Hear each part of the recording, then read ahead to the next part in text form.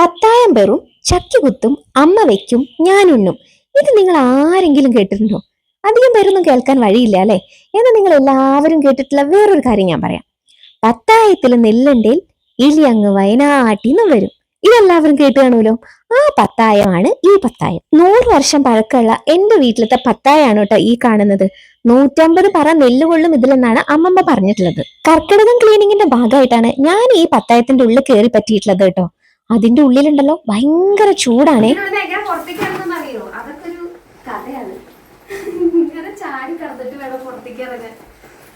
കള്ളല്ലേ ഈ സ്ഥലം.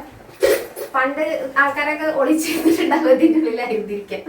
ഞങ്ങള് പഴം കെട്ടുന്നിരുന്ന സ്ഥലം. പഴം ഇതിന്റെ ഉള്ള കെട്ടി തൂക്ക, കൊല കെട്ടി തൂക്കുക. അതെന്താ ഇവിടെ ചൂട് കാരണം പെട്ടെന്ന് പഴുക്കുമായിരിക്കും. എന്നിട്ട് പുക വെച്ചിട്ട് രണ്ടടക്കും.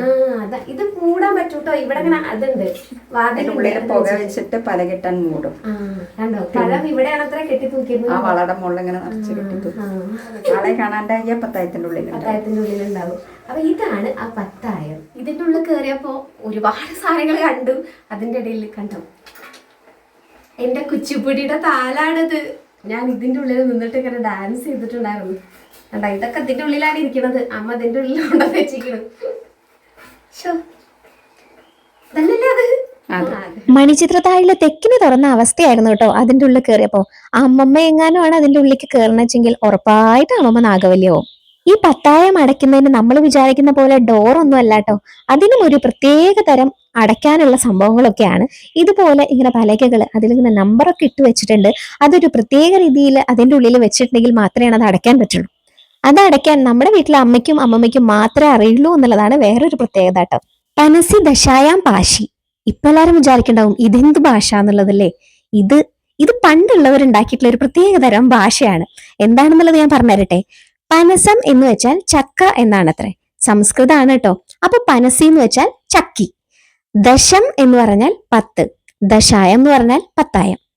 പാശം എന്ന് പറഞ്ഞാൽ കയർ. പാശി എന്ന് പറഞ്ഞാൽ കയറി. അതായത് ചക്കി പത്തായത്തിൽ കയറി. എന്തല്ലേ പണ്ടുള്ള ആൾക്കാരുടെ ഓരോ കോമഡികളെ. എന്തായാലും ഇപ്പൊ നമ്മളുടെ പത്തായത്തില് ഇപ്പൊ കുറെ ഉണ്ണിക്കണ്ണന്മാരാണ് ഉള്ളത് കേട്ടോ. നമ്മളുടെ പൂജാ റൂമാണ് ഇപ്പൊ ഏകദേശം പത്തായത്തിന്റെ അടുത്ത്. പത്തായങ്ങൾ ഇങ്ങനെ മാത്രമല്ല കേട്ടോ, അതിലും കുറെ വെറൈറ്റീസ് ഒക്കെ ഉണ്ട്. അങ്ങനെ വേറൊരു പത്തായാണ് കട്ടുപത്തായം എന്ന് പറയുന്നത്. അതായത് അതിനെ പത്തായായിട്ടും ഉപയോഗിക്കാം, കട്ടിലിന്റെ ഉപയോഗം കൂടി നടക്കും. എന്തായാലും കൂടുതൽ പത്തായ വിശേഷങ്ങൾ അറിയണമെന്നുണ്ടെങ്കിൽ നമ്മുടെ ലോങ് വീഡിയോ പോയി നോക്കൂ കേട്ടോ.